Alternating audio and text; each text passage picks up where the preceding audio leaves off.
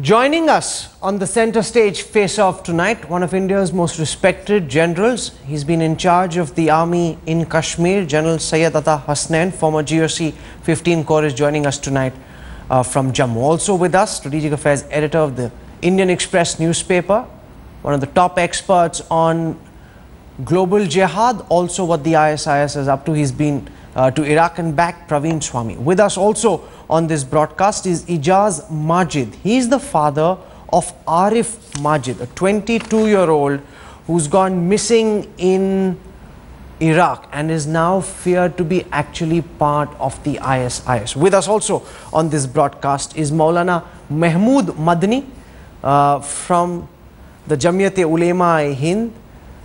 Very senior Muslim cleric, very influential voice about the impact that the ISIS is having on the minds of young impressionable Muslims in India. I want to go across first to General Syed Ata Hasnain on how seriously should India be taking the threat of the ISIS. 4 Mumbai youth have gone missing. Their parents suspect that they could have joined the global jihad in Iraq and Syria. We don't know anything about their whereabouts at this time. The Mumbai police has put out a letter where Rakesh Maria is saying that the ISIS threat needs to be taken very seriously. How much of a threat is what's happening in Syria and Iraq to our security back home, sir? Well, there are two aspects to this, two dimensions really. One is the threat which has been given out by the Hizbul Mujahideen chief, and the other is the issue which you have just raised, the aspect of how much of a threat is the ISIL, or what is now known as the IS, to the mind, to India's security, and how much is it actually appealing to the minds of Indian Muslim youth. Taking the first part of it, I think it's a great sensationalization, 24 hours news story which should blow over. This kind of a threat from the United Jihad Council came on the 5th of February on Solidarity Day also.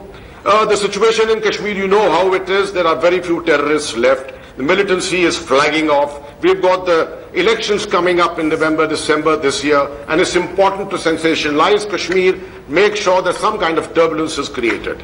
So I don't take that seriously, although at the same time a word of caution to the security forces in Kashmir. The issue of the IS from Iraq or Iraq, Syria put together. Well, this is creating definitely some kind of effect on the minds of Indian Muslim youth. Particularly those who are on social media, who are discussing a lot of things. Passions are rife, no doubt. But I would advise that this is a situation in which parents must be playing their role effectively. This is a situation in which passions will come up, and automatically young people will start feeling, and particularly those who are religiously endowed, who are more oriented towards religion, they need to start looking at it from their heads rather than from their hearts. Because India's involvement or Indian involvement in this kind of a global jihad has never taken place. And Indian Muslims are much respected for this. That's interesting.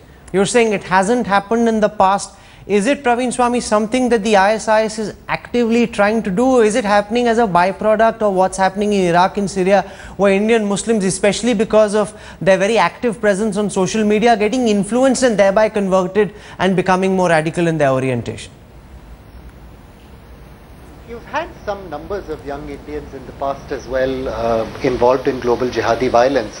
You had the very tragic story of Kafil Ahmed, a very talented young doctoral student, postdoctoral student in engineering, blowing himself up in a suicide bombing at Glasgow airport in the United Kingdom some years ago. We should remember that Iraq has become something of a jihadi cool cause, a jihadi chic cause that's drawn recruits from across the world. You've had more than 600 young Australians head there. You've had hundreds of young Europeans, Britons, Americans head to that region. And the number of people who've gone from India is very small. Having said that, I think we should candidly acknowledge that there are some young Indian Muslims who feel terribly angry and let down by the political system, and that these young people are easy to exploit. They're drawn to online propaganda because they don't feel there's a political leadership that speaks for them or for their concerns. And in this context, the fact that there are many parts of the world now that are lapsing into near anarchy, run for all practical purposes by jihadi groups, is very worrying, because as long as you have these areas which are ungoverned or anarchic states, and you have some numbers of young people going there for training, it poses an obvious threat to India, because these kids will one day return. I just add there that this group in Iraq are not the only bunch of Indians training with global jihadi groups. You've had people from the Indian Mujahideen recently break away and end up with the Pakistani Taliban. We know this because they've been posting YouTube videos of themselves. You've had some other groups head across and link up with various dubious elements in Pakistan and Afghanistan. And one, part of the answer to this is policing, but part of this also hopefully is responsible parents like Dr. Majid, and responsible political figures like Mr. Madani, hopefully speaking honestly and candidly about some of these issues. Nalin Kohli, how worried is the government about reports that the ISIS is now recruiting in India, that Indian youth are actually joining the ISIS, influenced by what they see as global jihadi heroes? And what's your plan to ensure that A, they don't come back and wreak havoc, and that we're able to deal with them, and that more Indians don't get influenced and join the cause of the global jihad factory? Well, it would be a cause of concern, no doubt. Second is, one will need to also know whether already some of the existing groups that are banned or involved in such kind of activities within the country or just across the border are not just somehow linking up with this ISIS problem. The ISIS problem is not just an India problem. I think it's emerging to be a serious problem for many countries in the world, not only in the region but far beyond too, for reasons just pointed out. So I think the government will be definitely taking cognizance of it, and certainly the agencies must be working on it already, because anything that can threaten India's security, India's issues related to sovereignty, or even its strategic interests have to be taken cognizance of early on. So just let us see how it is, but I don't think it is equally important. One needn't press the panic button. Is this an isolated case, or is there more to it? So let them do their job and assess it before we really press any kind of panic button. Okay, I want to go across to Iftikhar Khan. He is the uncle of one of the boys who's gone missing in Iraq. Khan साहब, स्वागत है आपका headlines today पे. सबसे पहले तो हमें ये बताइए कि आपका लड़का कहाँ पे है, इसके बारे में आपके पास क्या जानकारी है, और कि वो ISIS में जुड़ गया है या आतंकवादी बन गया है या भटक गया है रास्ते से, इसके बारे में आपको क्या मालूम कि वो इराक में हो और आतंकवादी ना बना हो? आपको क्यों लग रहा है कि वो गलत हाथों में फंस गया है? नहीं, ये तो हमको आपके माध्यम से या मीडिया के माध्यम से 2 दिन से मालूम पड़ रहा है कि हमारा बच्चा जो है किसी टेररिस्ट ग्रुप से ज्वाइन है, जबकि ऐसा नहीं है. ये गलत है. इसका हम खंडन करते हैं, क्योंकि हमारा बच्चा जो है, हमारे भाई का बच्चा जो है, बहुत ही नहायत ही शरीफ बच्चा है, इनोसेंट बच्चा है, पूरी फैमिली इनोसेंट है. और ये पिछले 1.5-2 महीना हो गया, 24 मई को मिसिंग है, और हमने पुलिस स्टेशन में कंप्लेंट दर्ज कराई है. उस वक्त 27-28 तारीख के एक लोकेशन के हिसाब से पुलिस का ऐसा बोलना था कि वो शायद इराक में है, और इराक में हमारी एक तीर्थ यात्रा है, तो हमको ऐसा लगा कि वो शायद यात्रा में गए होंगे या किसी और काम से गए होंगे. लेकिन वो 1.5 महीने के बाद में, अभी पिछले जो 10-15 दिन में जो जंग वगैरह स्टार्ट हुई है, अभी 2 दिन पहले जो इंडियन एक्सप्रेस में जो न्यूज़ आई है, और 10 दिन पहले 10 तारीख को सहाफ़त करके एक उर्दू पेपर है जो सेंट्रल गवर्नमेंट दिल्ली से निकलता है, उसमें उसने हाईलाइट कर दिया बिला वजह, जबकि यहाँ की पुलिस को, हमको खुद को मालूम है कि हमारा बच्चा कभी किसी ऐसे टेररिस्ट ग्रुप से ज्वाइन नहीं हो सकता. ये हमारे को पूरा विश्वास है. ये इस तरह की रिपोर्ट्स भी हैं इफ्तिखार साहब कि जाने से कुछ महीने पहले उसका बिहेवियर, उसका बर्ताव काफ़ी हद तक बदल गया था. उसने डेनिम्स और शर्ट्स पहननी बंद कर दी थी, फ़ोन्स इस्तेमाल करने बंद कर दिए थे, वो अपनी बहन को डॉक्टर के पास जाने से रोकता, फिल्में देखने से रोकता, काम करने से रोकता. तो आपको नहीं लगा कि बिहेवियर जो है वो चेंज हो रहा है और ये चिंता की वजह है? नहीं, बिहेवियर नहीं, बच्चे एकदम नहायत ही शरीफ इनोसेंट बच्चे थे. वो बच्चे का काम ये था कि एजुकेशन, घर और नमाज, तो ऐसा अचानक कोई अगर चेंज होता तो साहब मैं 10 साल यहाँ कॉर्पोरेटर रहा हूँ, मैं पब्लिक सर्वेंट हूँ, मैं यहाँ लोगों से संपर्क में रहता हूँ, मैं मेरे भाई के बच्चे पे ध्यान नहीं देता। अगर ऐसा कुछ भी होता तो हम अपने बच्चों को कोई बाप अपने बच्चों को खोना चाहता है क्या? मैं आपको पूछता हूँ। ये तो आज 2 महीना होने को आया सर, अभी तक तो हमको नहीं मालूम था कि किसी IS से जुड़ा है। आज ये 2-3 दिन से मीडिया के अंदर एकदम चर्चे का विषय बन चुका है, जिससे हमारे घर के लोग in the first place, because the family Praveen is strongly denying that he's joined the ISIS, accusing the media, virtually spreading panic and saying he could have also gone for pilgrimage. How do you know that he's joined the ISIS? We don't know that, the family says, and they're denying completely what's been reported in the media.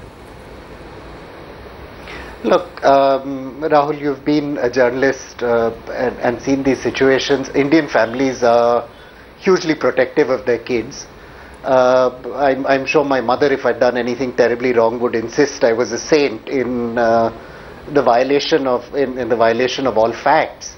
I don't blame the family for this. These were good kids who found themselves driven by all kinds of bizarre circumstances. Kids don't just go on a pilgrimage, unknown to their parents and mysteriously disappear in Baghdad somewhere for no reason. I earnestly hope these kids come back. I can understand the family is terrified that they will face a criminal prosecution in the event they do, and I don't think they should. I think we should all hope these kids will come home safely. But I think this points to a real problem in our society, and I think it's one that political leaders and social leaders should be encouraging a more honest discussion on, because till these signs of trouble are looked out for, till there is an honest conversation about these things, kids will continue to get themselves into trouble. Important point, and I want to put that question to General Hasnain, because what Praveen is essentially saying is, when relatives or parents see an immediate change in behavior, they must report it to the police. But the fear in India, especially as it is globally, is that when you do so, you will be hounded by the police. You will be called father or relatives of terrorists, and they'll come after you very hard, which makes it much tougher for families to actually come out and tell the police that, hey, there could be something wrong with my child, he seems to be getting radicalized. Yes, I've had some experience of this in Kashmir itself. A number of times we found some young people missing in this manner who have turned to militancy. And I endorse Mr. Praveen Swami's statements and his belief entirely. But having said that, I tend to accept this fact that socially a family tends to get ostracized. Maybe not in the close community within the Muslim community as such, but definitely from outside, the police itself will start visiting you and things like that, and this puts a tremendous amount of social pressures on the family. I think it's important at this stage to actually support the family. And this is where the clergy comes in a very big way. Whenever you have a problem such as this, people normally tend to go to the clergy, and I take them into confidence. And I think the clergy has to play its role. In addition to that, there is a degree of radicalization which is taking place in the youth. There is no doubt about it, and social media is playing this role. I tend to say that again. I don't think in India we have recognized sufficiently yet, and within the Muslim community we have not recognized sufficiently that this is happening, and it's a reality. We need to look at this seriously and see how this de-radicalization can actually It's an important point, and I want to take that up now with Maulana Mahmood Madni from the Darul Deoband, representing a very influential section of Muslim opinion. Madni Saab, swagat hai aapka. Welcome to Headlines. There are very disturbing reports coming out that indicate that young Indian Muslims are being lured into the ISIS. Now, how do you, as one of the most prominent Muslim clerics, look at these reports coming in which suggest that some Indian youth could have actually already joined the ISIS and be a part of the global jihad factory, which is really India's worst nightmare now seeming to be coming true, sir? Madani साहब, देखिए, मैं इस बात पे यकीन नहीं कर सकता कि मुस्लिम यूथ्स जो हैं वो इन जनरल इसको ISIS को ज्वाइन करने के लिए कुछ बहुत उत्सुक हैं और उसमें शामिल हो रहे हैं. हाँ, ये एक रिपोर्ट्स आ रही हैं कि कुछ नौजवान, सम यूथ्स जिनके फिगर 10-15 से ज़्यादा नहीं है, वो ऐसा डिटेक्ट किया जा रहा है कि शायद वहाँ हैं या गए हैं लड़ने के लिए। तो मैं इसको इतना सीरियस थ्रेट की शक्ल में नहीं देखता कि मुस्लिम नौजवानों के बीच में एक जोश पैदा हो गया है और वो बेचैन हैं इस लड़ाई में शामिल होने के लिए। तो मैं उसको उस तरह नहीं देखता, लेकिन बहरहाल जितना भी है वो उसको ठीक से देखा जाना चाहिए और उन रिपोर्ट्स को कलेक्ट करके कोशिश करनी चाहिए, देख करके इनमें कितनी सच्चाई है, और अगर कुछ सच्चाई है तो हम लोगों को उसके खिलाफ खड़ा होना चाहिए और इस लड़ाई को ठीक तरीके से लड़ना चाहिए। But don't ignore these reports. Scrutinize them seriously to see what they're suggesting. What expectations, Maulana Sahab, do you have from the Modi government, especially given the fact that a certain section of Muslim opinion at least is very apprehensive about having a Hindu nationalist as Prime Minister, given the fact that the ISIS is trying to radicalize or would like Indian youth to get radicalized, what do you think the Modi government ought to be doing given this challenge? Madani साहब, देखिए ये detail में आप जा रहे हैं। मैं इस बारे में सिर्फ एक बात कहना चाहता हूं कि सरकार को अपना जो राजधर्म है वो निभाना चाहिए। नंबर 1, सबको इंसाफ मिले और इक्वल अपॉर्चुनिटी हो। इससे हम अपने दुश्मनों को बहुत आसानी से काउंटर कर सकेंगे और दुश्मन की साजिश को कामयाब नहीं होने देंगे। ये एक लंबी कोशिश होगी जो मोदी सरकार को करनी चाहिए, इक्वल अपॉर्चुनिटी की, इंसाफ लोगों को मिलने की और नाइंसाफ़ी और जुल्म को रोकने की। इवन कश्मीर में भी, मैं कश्मीर के बारे में कहता हूँ कि हमें ये दिखाना होगा और ये करना होगा कि हमें कश्मीरियों की ज़रूरत है, सिर्फ कश्मीर की नहीं। अभी तक की देश की पॉलिसी में ये बात रही है कि बहुत जगहों पर एक्शन से ऐसा लगता था कि जैसे हमें कश्मीरियों की ज़रूरत नहीं है, कश्मीर की ज़रूरत है सिर्फ। तो इसको हमें बहुत ताकत के साथ फोर्सफुली साबित करना होगा कि नहीं, हमें कश्मीरियों की ज़्यादा ज़रूरत है। तो ये एक लॉन्ग टर्म स्ट्रेटेजी के तौर पर अगर इसको अपनाया जाएगा तो हमारा दुश्मन कभी कामयाब नहीं हो सकेगा। There are reports also, Maulana Madni, which indicate that Sayyid Salahuddin has now invited terrorists from the Tehreek-e-Taliban Pakistan, the Al-Qaeda, to come and join the jihad against India, the global war against India. Do you see India becoming the next target of these mercenaries, thousands of whom will be out of work if the United States, if and when the United States were to withdraw from Afghanistan? Do you see an influx, and what should India be doing to try and counter all these battle-hardened terrorists coming into Indian soil, sir? हाँ, ये चीज़ यकीनन थोड़ा सा फ़िक्रमंदी का में इजाफ़ा करती है कि जो बाहर बैठे हुए एंटी इंडिया एलिमेंट्स हैं वो जिहाद के नाम पर लोगों को इकट्ठा करने की नए सिरे से कोशिशें कर रहे हैं। तो इसे ठीक से काउंटर किया जाना चाहिए और इसके ख़िलाफ़ हम लोगों को साझा एक्शन लेना चाहिए, मिलजुल करके कोशिश करनी चाहिए।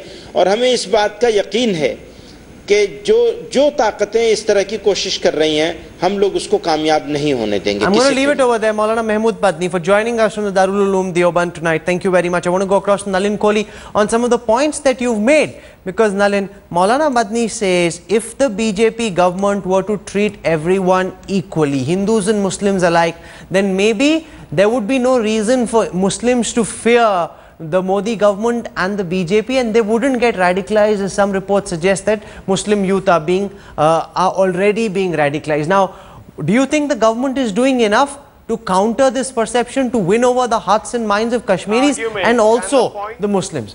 Completely, comprehensively, totally. In fact, I will also go to the extent of saying they are incorrect. India has been independent since 1947 for 67 years. And the BJP has been in power between 96 for 13 days, 98 to 2004 and 50 days now.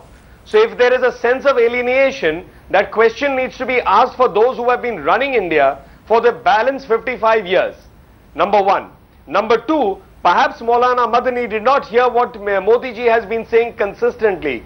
Maybe today he is on a TV and prior to this he may have not watched the news. Mr. Modi and the BJP speaks of Ek Bharat, Shresht Bharat, an India for each and every Indian. There is no question of a Hindu, Muslim, Sikh, Christian, anything. It's Indians. There is to be no discrimination about any Indians. If the same speech, if another speech of Mr. Modi would have been heard, you would have understood when he asked the question, why is the Muslim community so behind? And he gave the example that is it fair that a person who repairs my cycle 30 years ago, his children and his grandchildren are in the same profession? That's an important point you make, because General Hasnain, while the global jihad factory... Yes, quickly. Therefore, 1 minute, I have one more point, Rahul, just a minute. Therefore, to even suggest, even remotely, that the BJP is responsible Fair enough, for I've taken that point. General Hasnain, is it unfair? Okay, I'm out of time. I just want one quick final word from General Hasnain. One point. The onus, not just one point, the onus of the concerns about our enemies taking advantage of our schisms, as Maulana Madani is saying, lies also on every Indian, not just the government of India. Can I also hear people condemn terrorists? Can I also hear people tell the community that by flying Pakistani flags, are we sending a great message? Okay, you made those points. General Hasnain, in conclusion, while the jihadi factory would like to blame the BJP, create a spectre of fear around the Modi government, to be fair to Prime Minister Modi, he hasn't done anything in the last 50 odd days which would make the Muslim community apprehensive or fearful. Yet, his presence is being used to stoke those fears. Now, how does the Modi government deal with this reality? Well, first of all, the first 50 days of the government have made it very clear that the agenda of this government is development, social engineering, advancement, overall national interests. It has nothing to do with discrimination against communities and different sets of people. I think that message has gone home very, very clearly. Besides the fact, also, I think it should be realized within the Muslim community also that this government has come to power not only on the strength of a single community. They've come to power on the strength of Muslims, all Indians in fact, Hindus, Muslims, Sikhs, Christians, everyone. And Rahul, if I may, this message must go out very, very clearly to people. Praveen, 20 seconds. I'd just like to say the onus is on all of us. It's always depressing to have these debates about what the government should do or not do. But let's face it, most Indian jihadis have been coming from educated middle class backgrounds. They're not madrasa educated illiterates. And they're from the first generation of educated young Muslim who are starting to make a future for themselves in India. And part of the reason, if you want to understand why this is going on, let's ask ourselves honestly, how many of us today would rent an apartment to a young Muslim who comes knocking on our door looking for a flat?